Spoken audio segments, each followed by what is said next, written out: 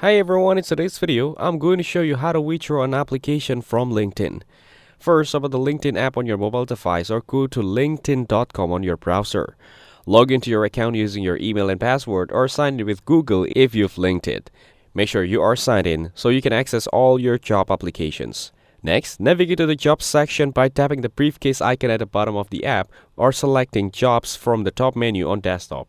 Here, select My Jobs to view all the positions you have applied for. This section keeps track of every application you have submitted, making it easier to manage them. Then, go to the Apply tab to see a complete list of your submitted applications. Scroll through and look at the specific job you want to withdraw. Tap or click on the job to open the full application details. You can review the job description and your application before proceeding. Now find the option Withdraw Application and select it. LinkedIn may ask you to choose a reason for withdrawing your application.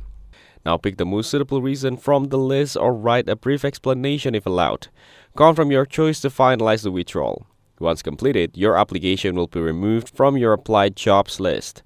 The employer will automatically be notified that you have withdrawn your application. You can double-check by refreshing your Applied Jobs tab to ensure the application is no longer listed.